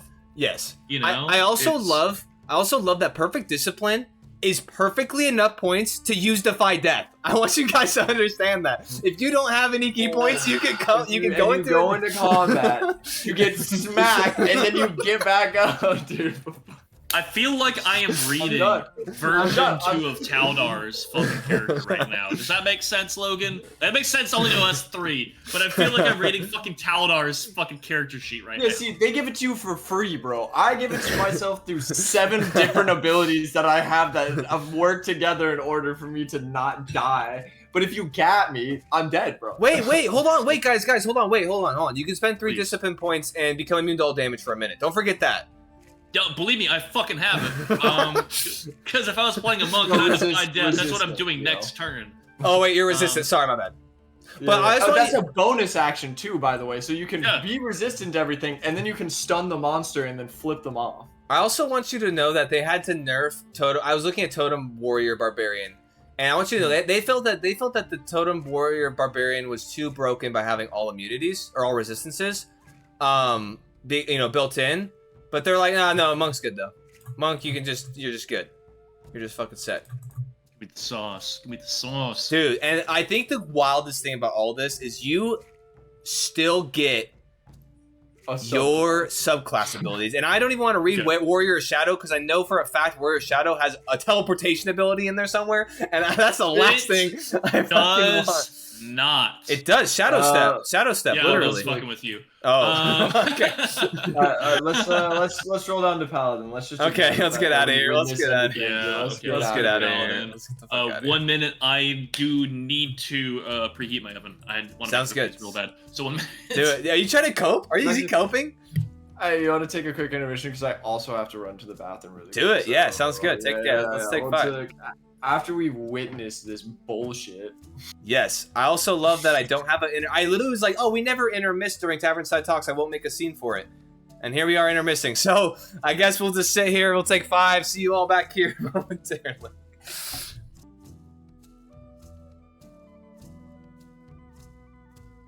Oh god, they're dead. Oh god.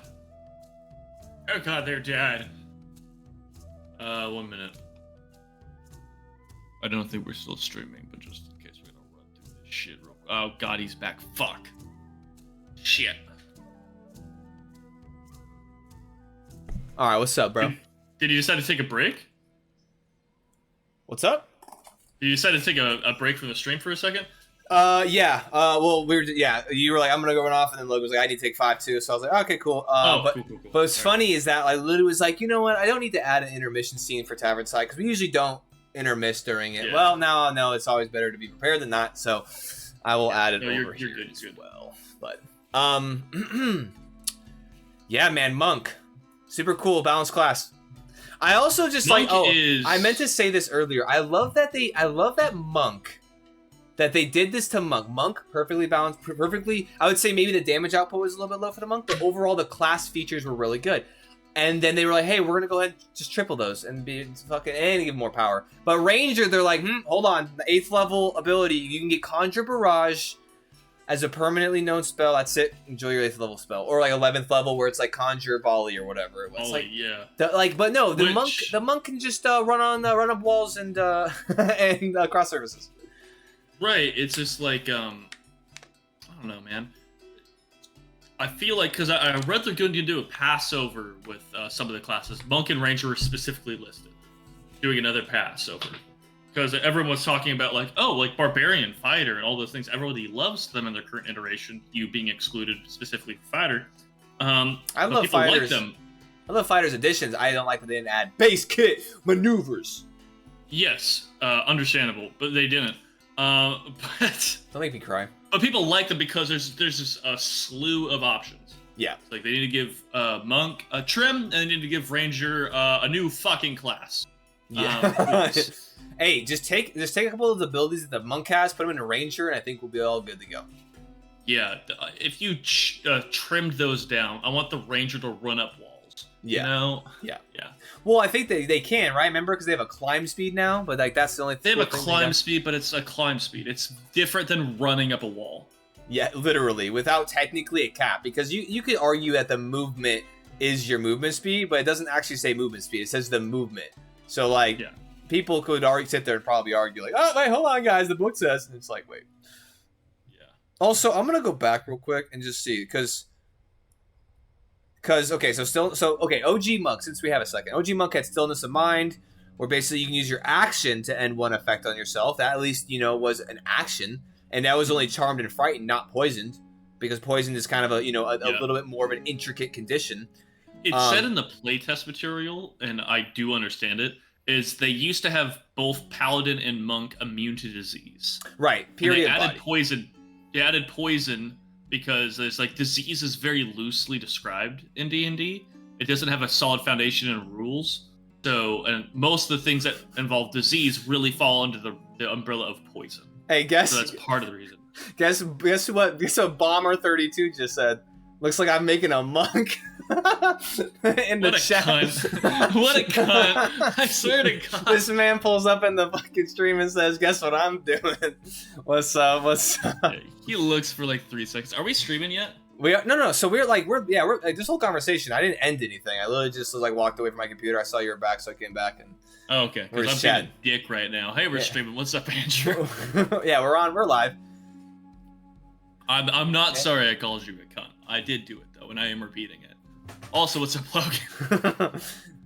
All right, you know what? Just in time. Just that Andrew popped in the stream, said I'm making a monk, and then. And then I let him know how I felt.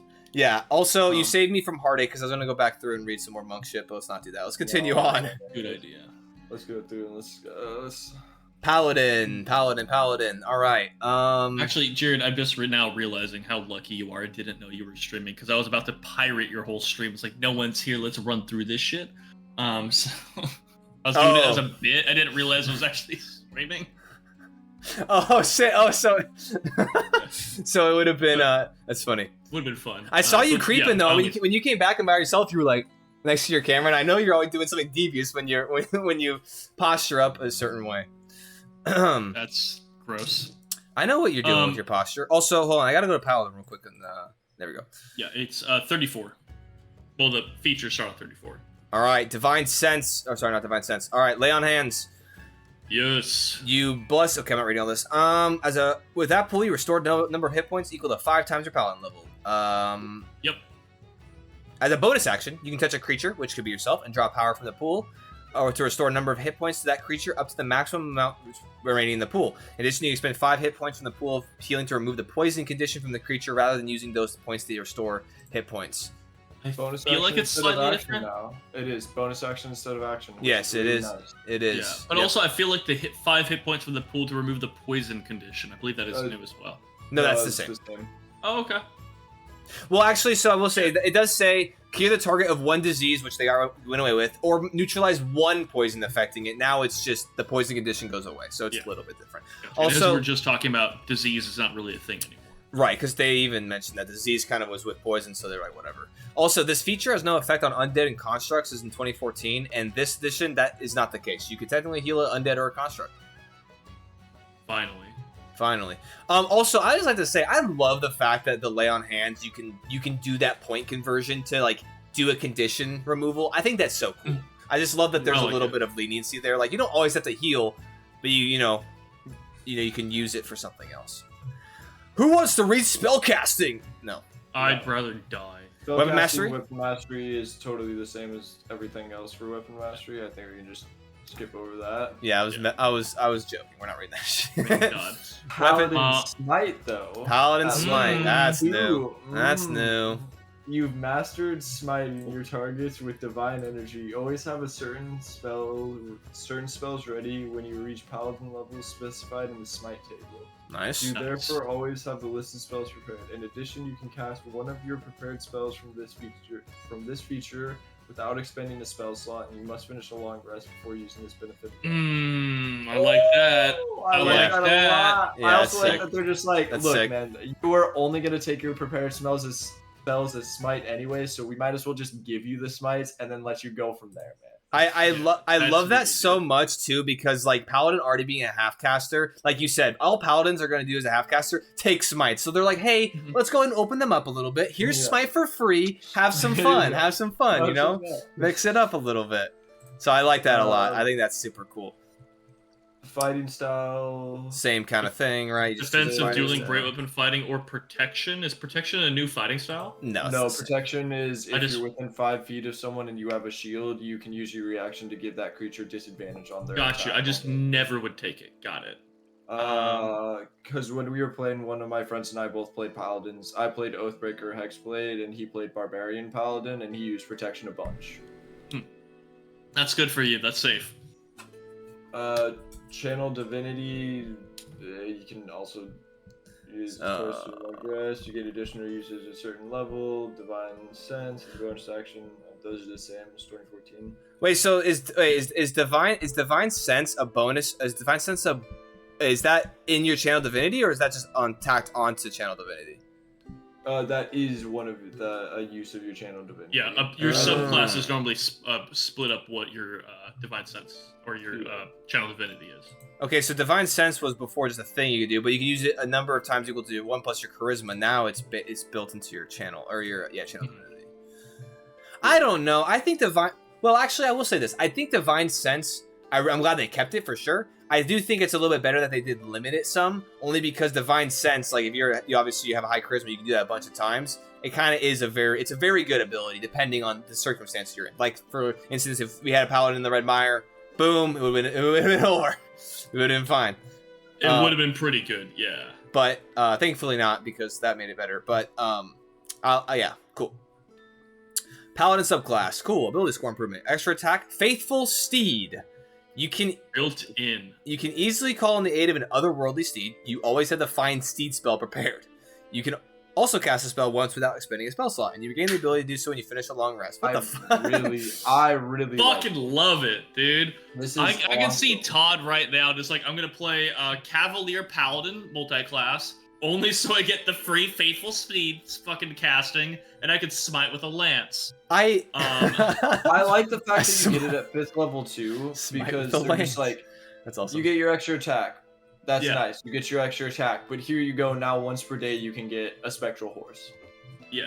Which That's really cool. I do like it. Don't get me wrong. I do like it. I just find it kind of odd that they're just like, hey, not like hey, a subclass. Maybe there's a subclass thing that this is tied into. It's just like, bro, paladins, they need a steed, bro, and they gonna get one. It's just kind of funny how it's just like going okay. to happen. It's like, okay. I'm about it, man. So, Knox, how you I doing, see buddy? nothing wrong with this, dude. What's I up, only Bubba? see profit for paladins here. I am cautiously optimistic because we just read Monk, but That's pretty good. true. As a paladin player mainly, I am all approved for more free shit. I'm not gonna lie. I thought Rogue was like the threshold of being like, what the fuck? But Monk really they It's set bad. the bar. Monks are just not allowed to play in any of my games. Yeah, you want to make a monk? Oh, okay. So how about try fighter and we'll come talk to me. Want to play an unarmed fighter, you piece of shit? I do like that though. I think anything added is always good, and I think that like it's kind of weird, but like fuck it, right? I mean, sure. But it's Down. not even like a crazy spell either. Yeah. I It's do. mostly a roleplay-esque or exploration spell. It's gonna benefit you in combat, but like not that much. I also love that you can summon a whole ass fill in the blank dinosaur. I don't think that's necessarily right, but you can summon like a Triceratops as your Find Steed of the Paladin 5th level. But hey, Ranger 5th level, you can get a Conjure Barrage, but you have to use a spell slot. Not even once. Yeah. You just get it. Hey, you're welcome. Again. You're welcome. You're welcome, Ranger. You're welcome. Cavalier, Oath of Vengeance, Paladin. Fucking, I'm smiting you with a lance on my Triceratops, Nah, and it's dude, gonna be fucking glorious. Bro, I'm hunting your ass down on my Velociraptor. You think you're escaping, dude? That's so No, funny. I'm not trying to escape. I'm trying to hold the line. That's amazing. Speaking of level 6 Aura of Protection, Here we go. is it any different? Just I don't know. You have to read it. 10 foot in every direction, but it doesn't extend through total cover. The aura is inactive when you have the incapacitated condition, so if you're fucking downed, You and your allies and aura gain a bonus to saving throws equal to your charisma modifier. If another paladin is present, the creature can benefit from only one aura of protection at a time. The creature chooses which one entering the aura.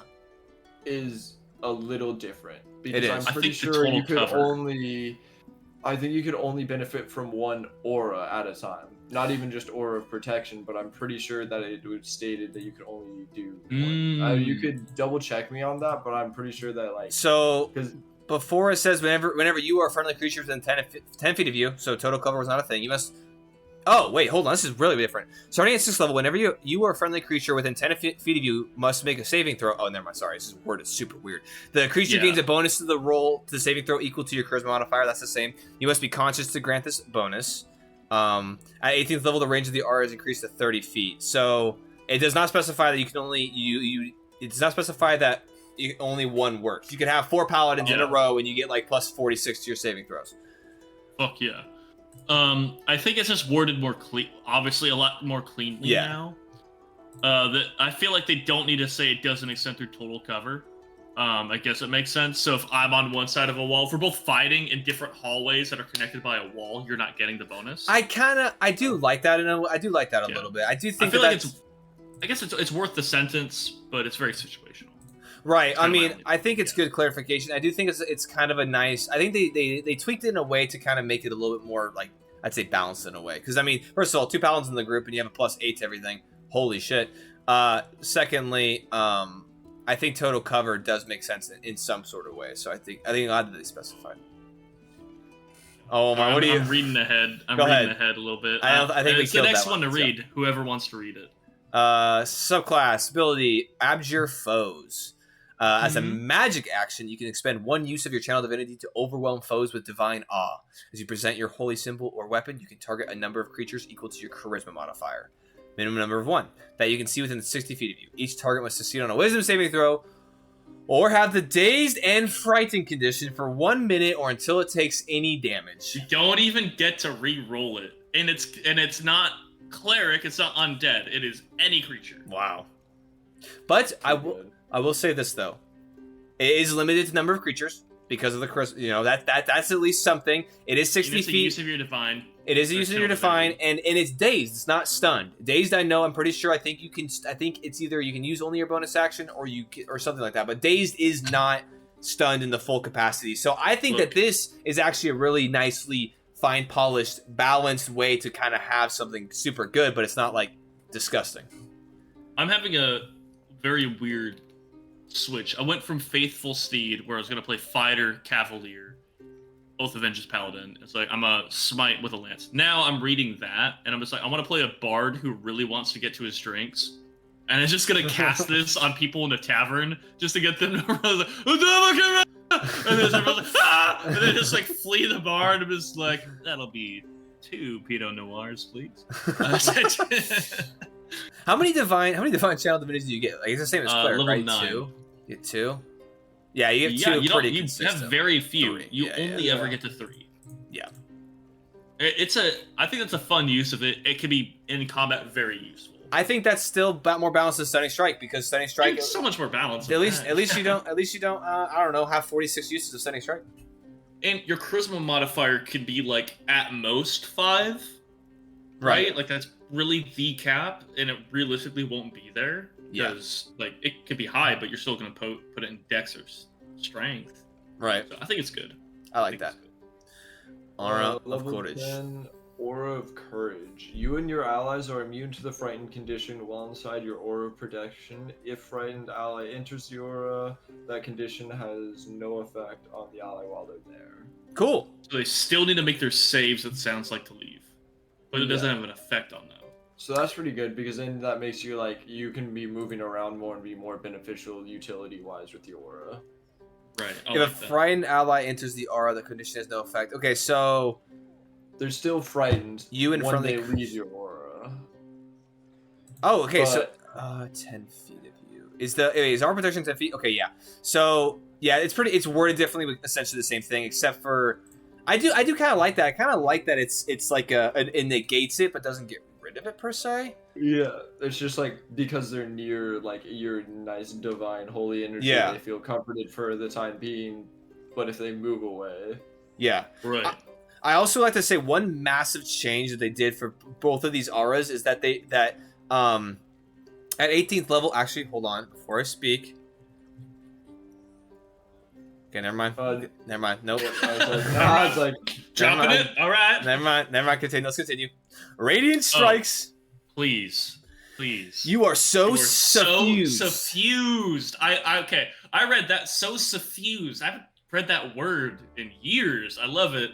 You are so suffused with divine might that your weapon strikes carry supernatural power with them. When you hit a creature with an attack roll using a melee weapon or an unarmed strike, the if fist you want to of just God. clock a bitch, the target takes an extra 1d8 radiant.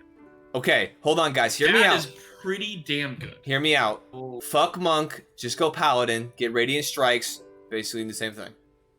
I like it because when we read cleric, it's not that much different than the cleric's ability. One of the choices they can make would add radiant damage to the one attack they get. Right. And I think if I remember by 12th or 14th level they got 2d8.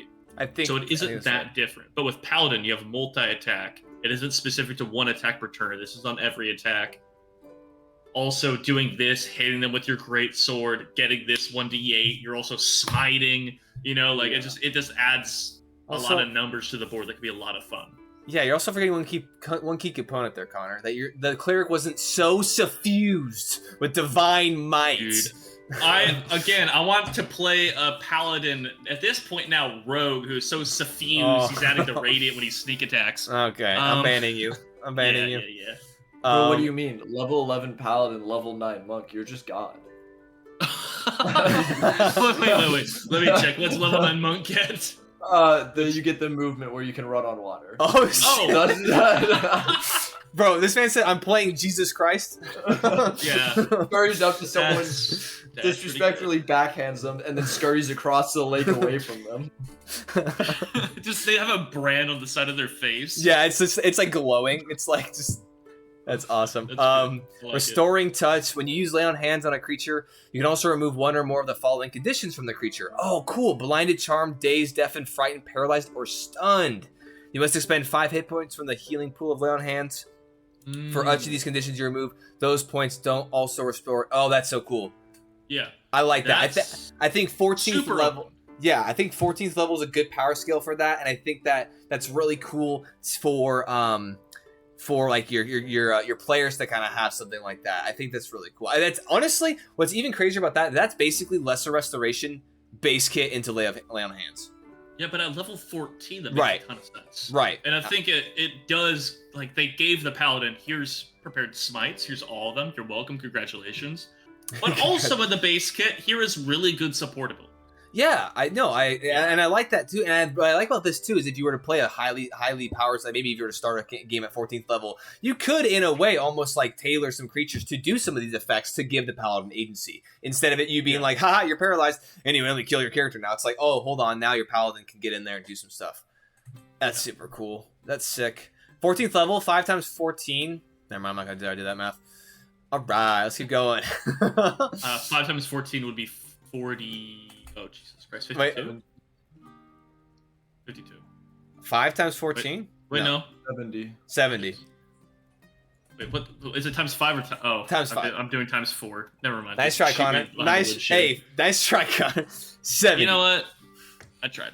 I like that. Anyways, level 18 is the next one, which is our protection goes to 30 feet instead of 10. That's pretty good. I will say that was the thing I was going to be like, oh, I don't think your R expands. That's why I scrolled down and I was like, because before in the 2014 edition it said at 18th level it expands. This one it actually lists it out nicely in order. So I was like, hold on before I say anything. And that so it is. I do like how it's laid out. What it does for 20th level. I think that is super cool. Oh wait, it doesn't give you a base. I like that a lot. Wait, it doesn't give you base. Hold Level on. 20 subclass. Yeah. All right, guys. You know what we have to do. We have to go through these subclasses. Tips on vengeance. We have to go through these subclasses to realize what our true potential is. Yeah, I do not have time for that. Okay, never mind. We're not gonna do that. But hey, if we can go through. If you want to pick. I read Oath of Vengeance and I love it. Oath of Vengeance is really cool. I did read that one. Just read that one. Alright, cool. You sprout spectral wings from your back. Holy And you have a fly speed equal to your speed and can hover. As a bonus action, you can be in your aura with protection with holy power, granting you the following benefit of 10 minutes.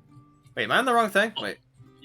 So, anyways, for the 10 minutes, you have wings come out of your back. You have a frightful aura. Whenever an enemy starts its turn in your aura, which is 30 feet at this point, the creature must succeed a wisdom saving throw or have the frightened condition for a minute, or until it takes any damage. Attack rolls against the frightened creature have advantage.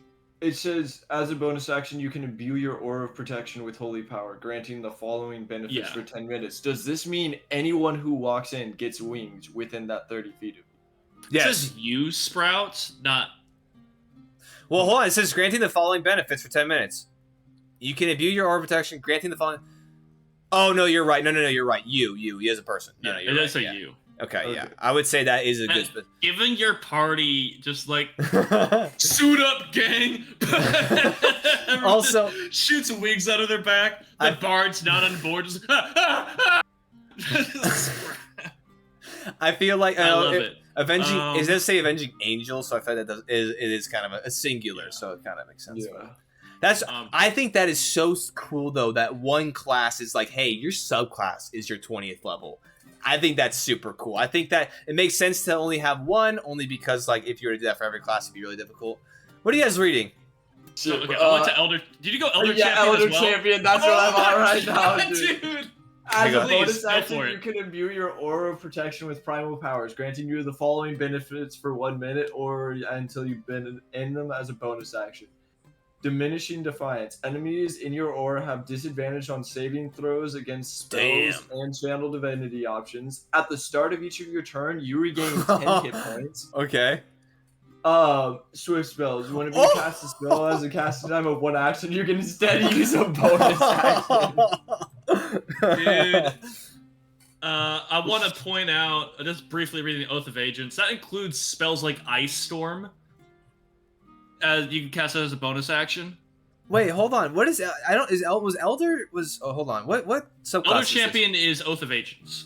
Oh, okay. Was Oath of Agents the thing before? I don't remember. Yeah, Oath of Ancients definitely was. Okay, cool. Just no one really played it. Okay. I don't think. Until now. That's sick. Well, dude, that is really good. That's so cool. Man, dude, That's Paladin. really I feel like Paladin has always been a really fun class. I feel like they just made it more fun. Nothing super crazy, but like I don't. Hold on, real quick before I say anything crazy. I'm pretty sure 18. No. Yeah, they didn't have a 20th level. We're okay. Yeah, so 20th level in the subclass was inherent in 2014 edition. I thought that was something new, but apparently the Paladin level 20. I never read level 20 stuff, so apparently it was. I haven't hit 20, but still, that like. Yeah, that's cool. That's so cool.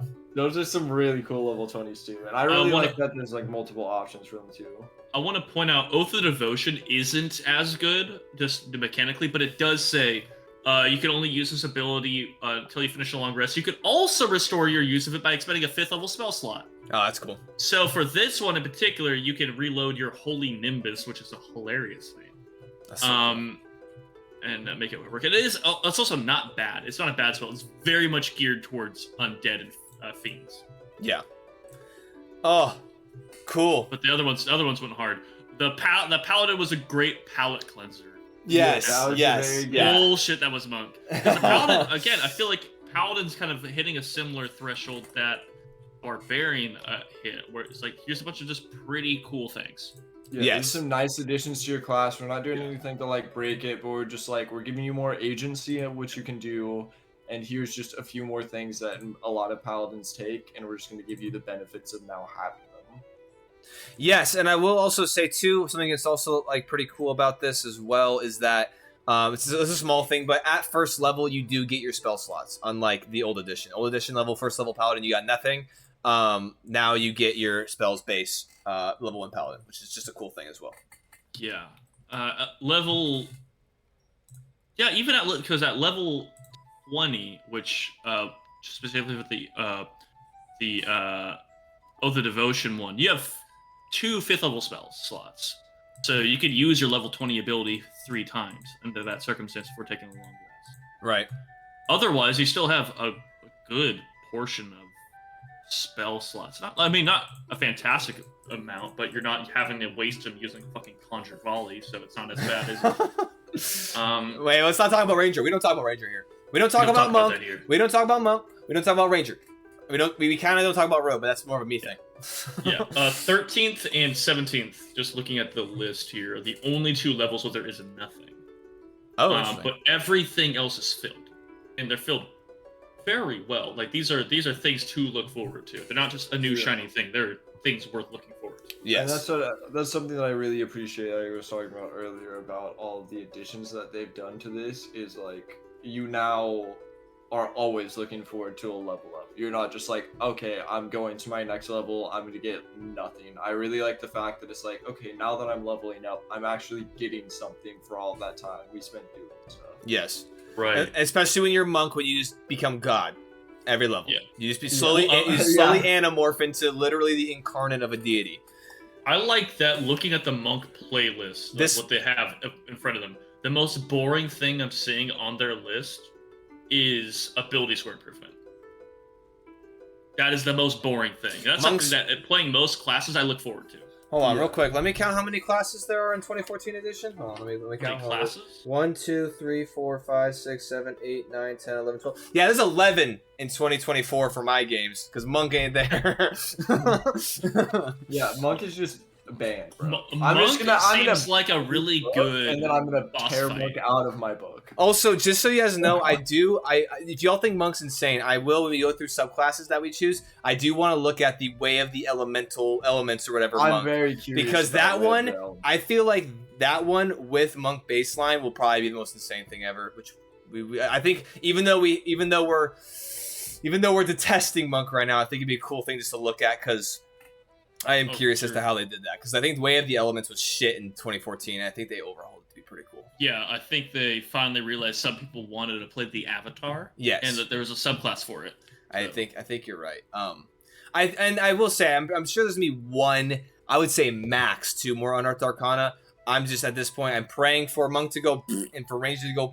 And I think other than that, I think everything sits very well. I really enjoyed the Paladin and Druid changes, and I think that they were all pretty much really nice. I don't think that the Magician could be reworded, because that's kind of that's like a nitpicky thing, but it definitely still should be renamed. 100%. I don't think that I love the adding your wisdom bonus to cantrips and then adding the extra 300 feet. I think that's so much weaker, and I don't see any time that that's gonna be taken.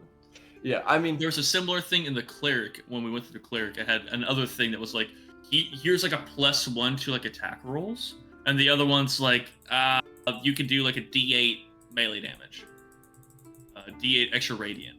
Yeah, literally, that was the trade-off. Divine Order was trained for battle. You gain martial weapon proficiency and heavy armor, which is insane. Or you can know 1 extra cantrip and add your damage bonus. It's like, obviously I'm going to take proficiencies to make my character much more well-rounded. I like the parallel between the the Cleric and the Druid, design-wise in that way. Yeah. I do appreciate that, because they are weirdly similar classes. Mm-hmm. They behave very differently, but I think Clerics and Druids always kind of fit a similar role, just coming from different angles. Yeah. One's like nature, one's like divine, but very kind of... Yeah, but they're both very heavy support full casters. Yeah. That can also fucking dish it if they need to. Dish it, baby. Cool. Well, I know, Logan, you gotta go, and I know that I actually at the party this time should probably go. And Connor, I don't know. Maybe you should go. I also have to go, man. Fuck you. All right, well, hey, we did it, though. Hey, all of the Unearthed Arcana main classes finished. I will say, besides the one I mentioned, Monk and Ranger. Ranger, disappointment. Monk, what the fuck? Calm down. And then Fighter, just a nitpicky thing for myself. But I think that overall, everything, they just overhauled everything. First of all, the verbiage in a lot of this stuff is so much more concise and clear-cut. Yeah, and that bothers me how much other than discipline points. I think that's a terrible verbiage, but well, that's bad. I think their nouns they flubbed a bit. Yeah, but sentence as far as structure, describing how rules work, have been pretty clear. Yeah, and then tables actually encompassing main features instead of only spells and whatever. So there's just really, really good changes overall. And honestly, I think some of the subclasses, once we choose a couple of those and look at them, I think it'll only enhance a lot of these classes. But I think as it stands now, I think it's really cool that each base class, like you were saying, Logan, does get something for each level. There is good just inherent core progression, because I feel like in 2014 there almost was like you had to have a synergy of core class and subclass to have anything. This, it's like, dude, this is all just cool stuff base, and then we haven't even touched the subclass where you get all these different features and really start to like kind of fine tune what route you want to go. So hell yeah, love that. No, I'm excited for it. All right, well, I guess we'll so I don't know what necessarily we have in the lineup for next Tavernside Talks. We might just do subclasses probably. But for now, we hope you all have a wonderful rest of your evening. We thank you so much for hanging out with us. And we will catch you next time. Also, real quick, Sunday, we'll be continuing our arc, the new arc that we started, Graveblade Inquisition. So go ahead and catch us there next. But until then, or next time, we will catch you all later. Take it easy.